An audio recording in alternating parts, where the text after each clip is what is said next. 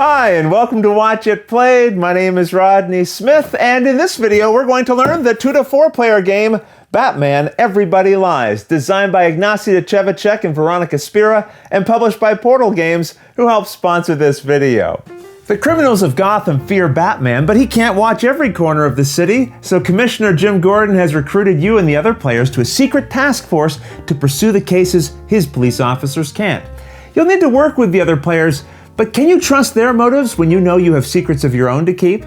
Only one way to find out. Join me at the table and let's learn how to play. To set up, put the game board in the middle of the play area with this token on the intro space of this investigation track. Now find the 8 double-sided location tiles, and some of these will have a side that's grayed out, but they should all start with their full-colored sides face up. You now add the City Hall and Gotham City Gazette, GCPD headquarters, and the downtown tiles to the board in these spaces. The other location tiles you'll set nearby, along with these tokens, which are known as the Access, Character, Location, and Evidence tokens. These are the 4 characters that make up the secret task force, and each player chooses one of them to play as.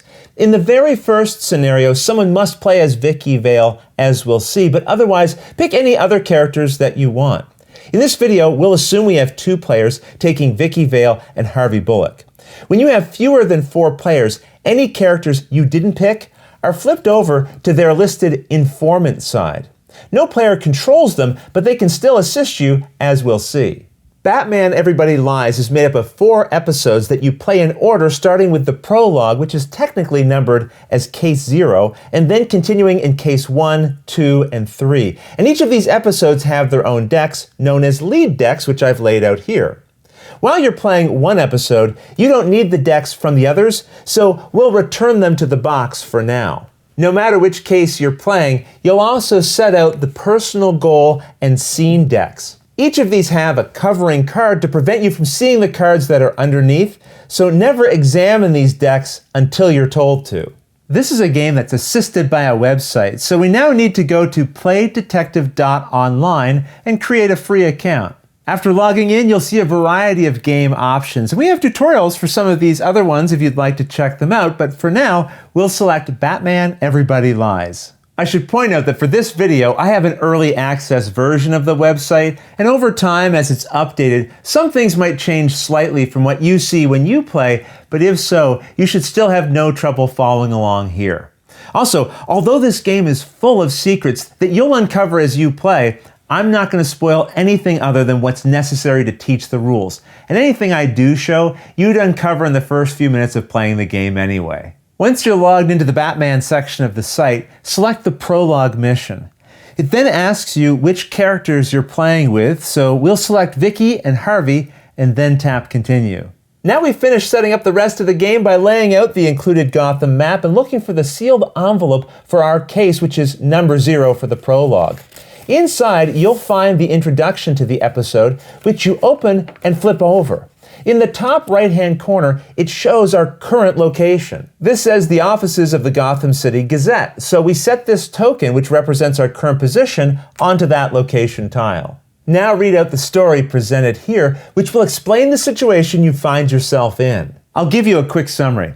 Vicky's friend Karen was declared dead after police stated that she'd been abducted by the serial killer known as the Doll Maker. But then just yesterday, Karen was found standing by her own tombstone, very hurt and exhausted, but alive. You now check this area for any changes to the setup or new rules you must follow for this case. Here we're told to put the investigation token to space 5 of the investigation track, and we're also told to gain one of these evidence tokens.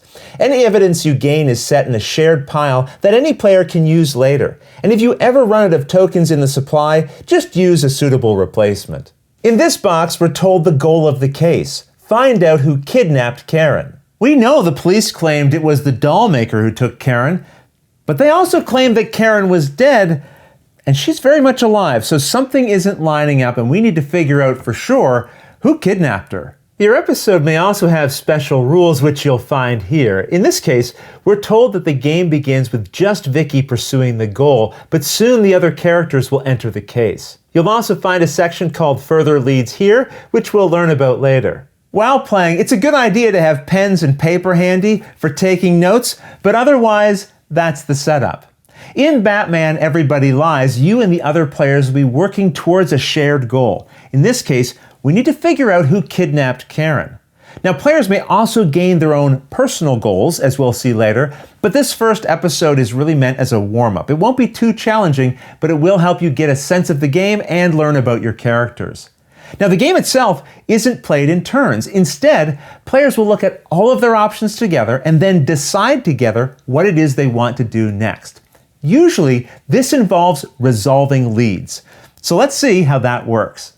On our prologue introduction sheet, in this bottom right-hand corner, we're provided with 3 leads.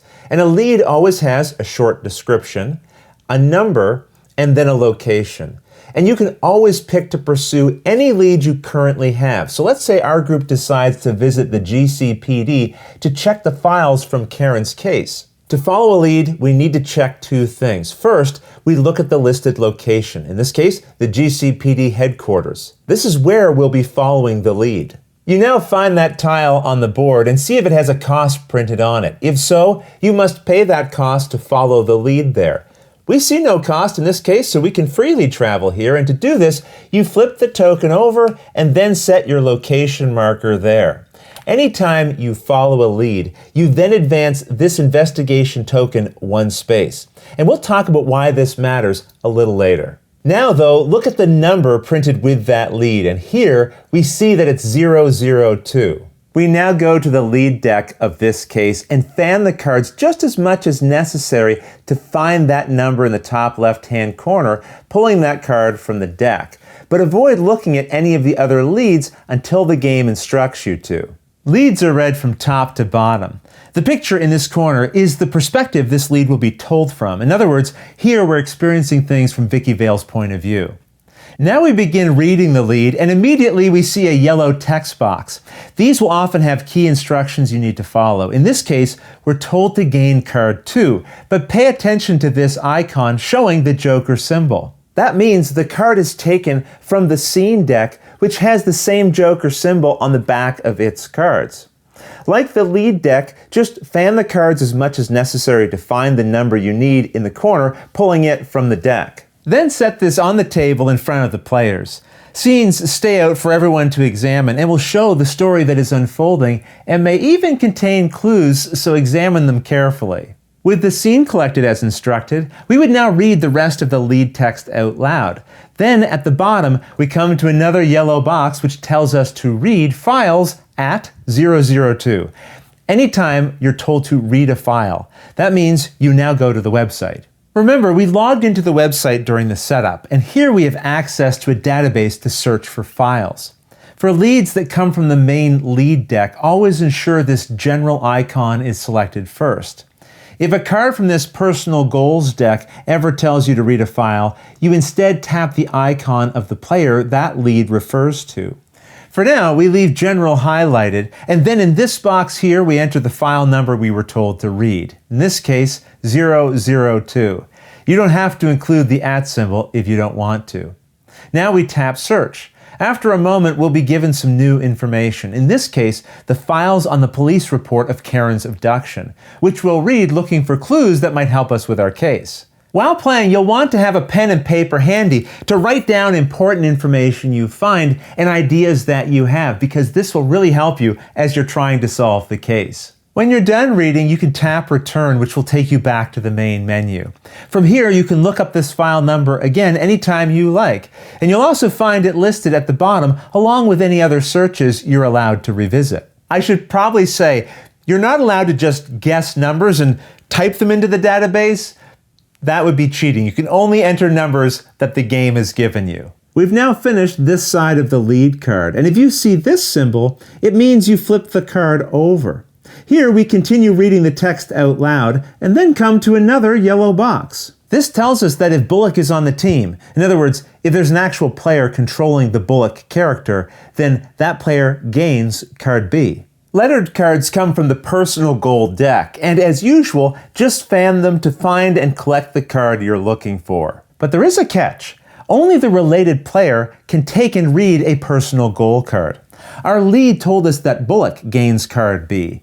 So only the Bullock player will be the one who takes this card and quietly reads it to themselves. In this case, they'll get some story text here, but then at the bottom, they're given a personal goal. We know the players have a shared goal. Figure out who kidnapped Karen. But over the course of the game, individual players may get their own personal goals that only they're aware of and working towards. The game is still cooperative. You're still all working together, but consider who's on this team.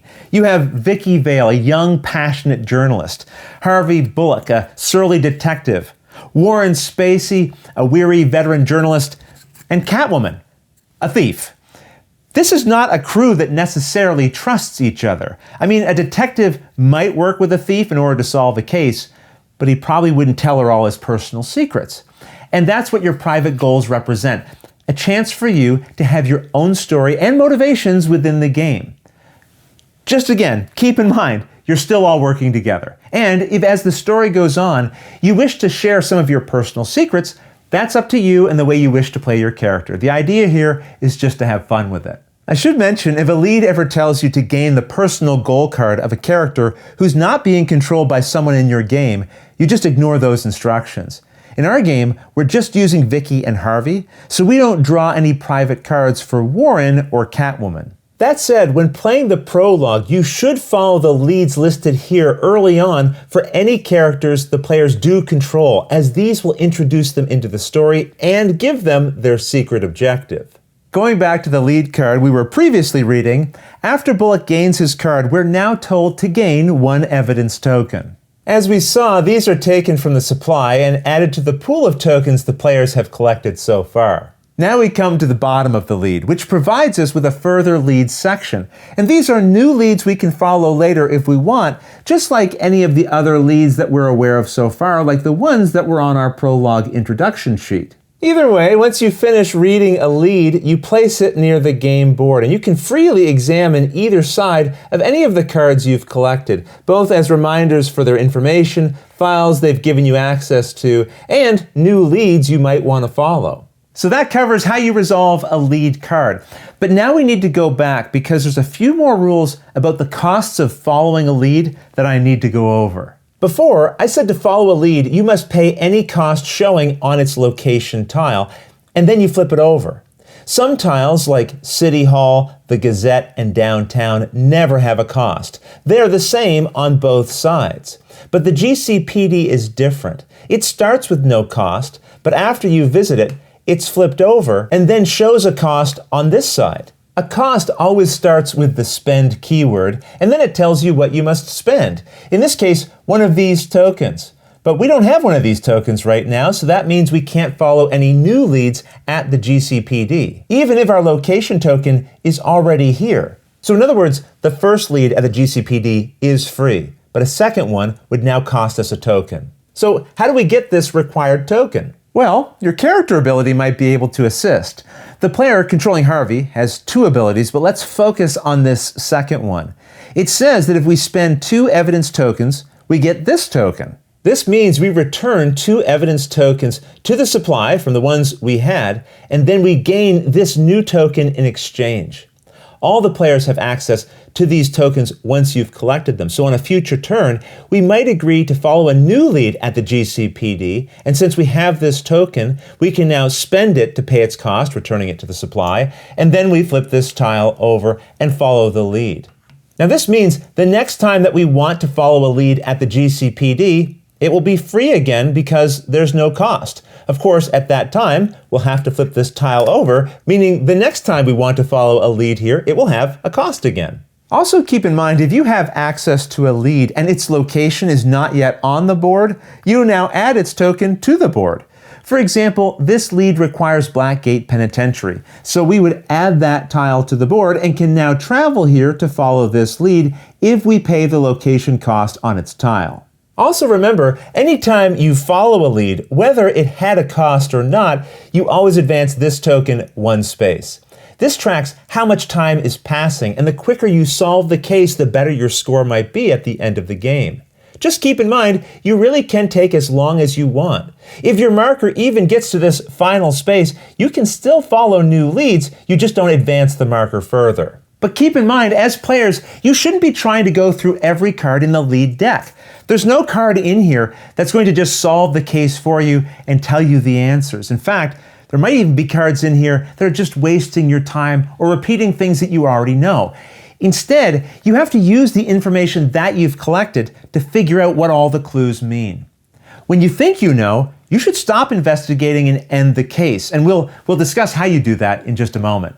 Just know you'll score better if you end your investigation before you fall down into this red area. Also notice some of the spaces show the word recap. These are meant to act as reminders to stop at these moments and discuss what's happened so far. Share your ideas and assumptions and conclusions that you're drawing about the case. And remember, this is meant to be a team game. If you're the player who usually does most of the talking at the table, which I usually am, then this is a good time to encourage others to share their thoughts too.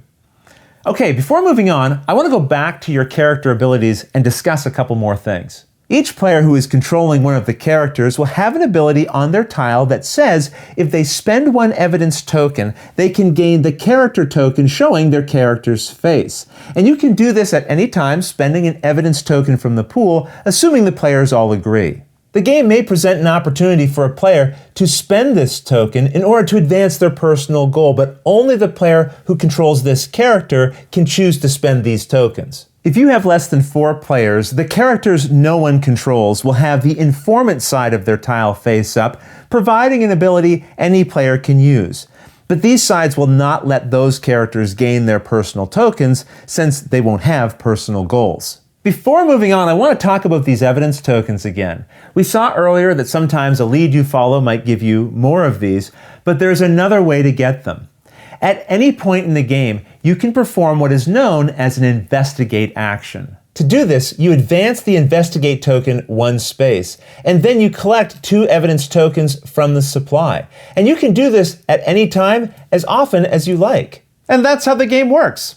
Players will decide together what leads they should follow, and then they resolve those leads, paying any costs as necessary. Once this token reaches a green space, or any time after, players can decide to end their investigation if they feel they have the answers to their goals. But they can also keep following leads if they want. For example, players might want to investigate further so that another player at the table can get more information for their personal goal, because the team score will be improved if personal goals are also satisfied. As you'll see in the rulebook and on screen here, this chart will tell you how well your investigation went based on how far you advanced on the track. The fewer leads you had to follow, the better your final score will be. Also, when the investigation is over, you must complete the final report by tapping here. You'll now be asked about the case's main goal, as well as any of the player's personal goals.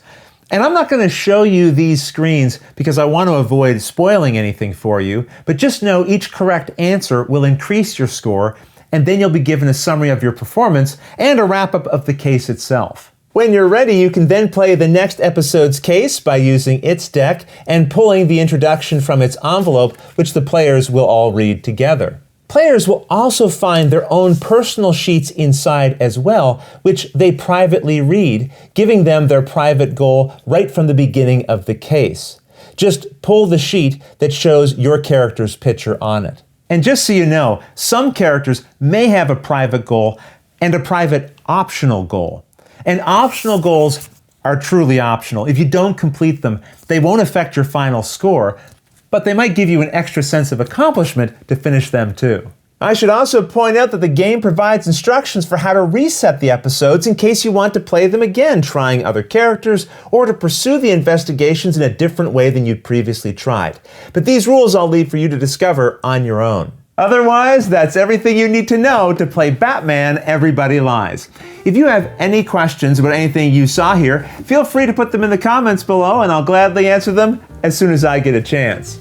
You'll also find forums for discussion, pictures, other videos, and lots more over on the games page at Board Game Geek, and I'll put a link to that in the description below. And if you found this video helpful, please consider giving it a like, subscribing, and clicking that little bell icon so you get notification anytime we post a new video. And if you'd like to support us directly, you can join our Patreon team, which I'll have linked below. But until next time, thanks for watching.